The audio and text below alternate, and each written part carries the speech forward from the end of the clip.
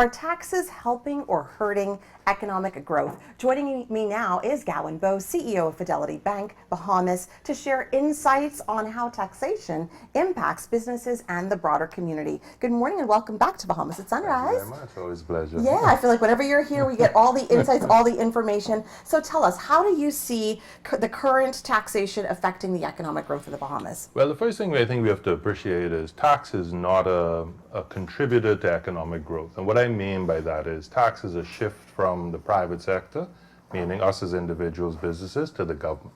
The government has a mandate to provide certain services and it needs funding to do so. So whether that's healthcare, whether that's security forces, education, social services, etc. So when you think of it, the government is really saying that it's a non-profit organization that is saying, I have these expenses and I need to collect revenues in order to cover it. The tax system itself, whilst not one that will boost economic activity, can certainly hinder it and put it into a negative tailspin, because there's what we call tax elasticity. There's a point at which the taxes become burdensome and they actually have the opposite effect of what is intended, meaning it is no longer now just providing for social services, it is actually deteriorating the economic environment. So I think when we put it into that context at first, people will understand that government doesn't tax as a contributor. Government taxes as a necessary action, and if we go to biblical times, render unto Caesar what is Caesar, is really intended to say take sufficient resources out of the private sector, out of the private pockets, to allow for the greater good, utilitarianism, the greatest good for the greatest number of people. So from that perspective, our tax system has traditionally been consumption-based tax. We were fine with that in the initial years because we probably had more visitors than we had domestic persons. As our economy has grown, we have to ask ourselves the question, is the tax system equitable? So those who earn less probably pay, well not probably, do pay a greater proportion of their salary and income in taxes. Is it achieving the objective of meeting the expenses as they come due?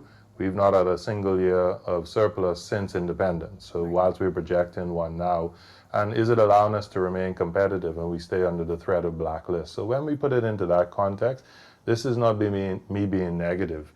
It is really saying, when they say if it's not broke, don't fix it, I think we've known it's been broken for a long period of time. So we do need to start fixing it. Yeah. Well, you asked, you pointed out some great questions. So where are we with those questions? And the answer is we're not equitable, we're not competitive, and is not yet meeting the obligations that we have coming due. So, for a topic for a different day is we probably need to look at a progressive tax system that allows us to tax people based on their income earnings as opposed to what they consume. Because the truth of the matter is a person who may be earning less is consuming all that they earn. The person who's earning more is not consuming all that they earn.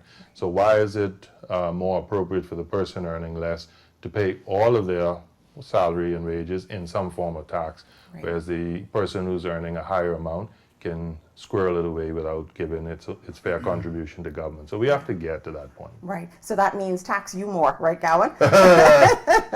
By definition, I would say yes. Now, there's some who I think should even be taxed more. So in that one, but hopefully, yes. My answer is always, I don't need the tax concession. So when we talk about the VAT conversation and whether we should have, taxes removed off of particular items, I think it's a fool's errand from this perspective.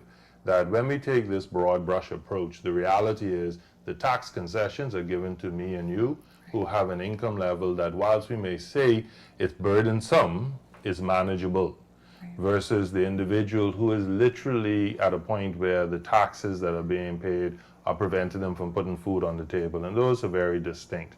If you speak to the person who's earning $100,000, he'll tell you things rough. Right? And that's just the reality. So when we start talking about this, the tax system that we implemented with VAT in 2015 was designed to be broad-based, tax everyone at the same rate, and then redirect the resources. So what you are collecting from those that you consider to be surplus, so those individuals who are in the minority but have higher wealth, take the monies from them and redirect it to those who don't have it.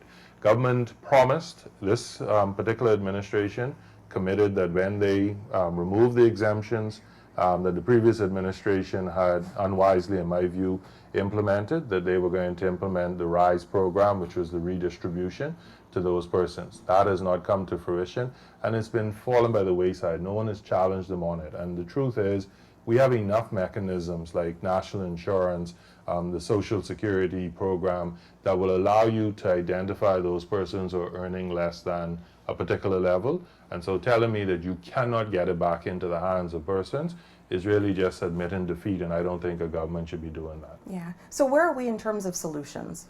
I think the challenge is we see it as us versus them, government versus the private sector. And that's just, again, an unwise position to be, because you don't bite the hand that feeds you. And it's not saying that government is beholden to the business sector, but the reality is, who is it that's paying the greatest amount of taxes?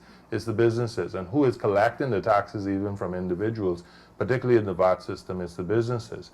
So think of this argument. If I do things that put them out of business, then where are my taxes going to come from?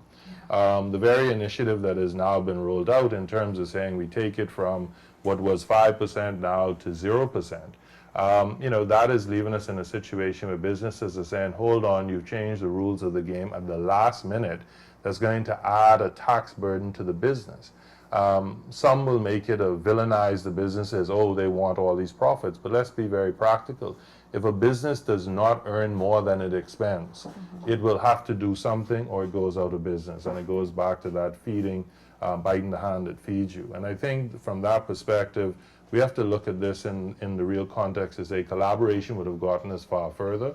We're in a circumstance now where persons are scrambling, and a tax system should not have you scrambling, because it leads to confusion, it leads to loopholes that persons will seek to exploit, and to be honest, the administration becomes more challenging. So as the old saying, KISS goes, keep it simple, stupid. Yeah. It's intended to simply say that if we had gone back to the very principles that we had started, we'd be okay. Yeah. Today, you're saying I've taken the VAT off of it, but I've increased the cost of the business. So the cost of the item, where before it would have been very clear to you, this is the cost and the taxes that are added on top. Now the cost of the item will go up, and it will become this us versus them. Oh, we thought we removed VAT, so the price should go down. And the business saying, you didn't remove it, you shifted it from the consumer to the business, and it ultimately goes back to the consumer. Right.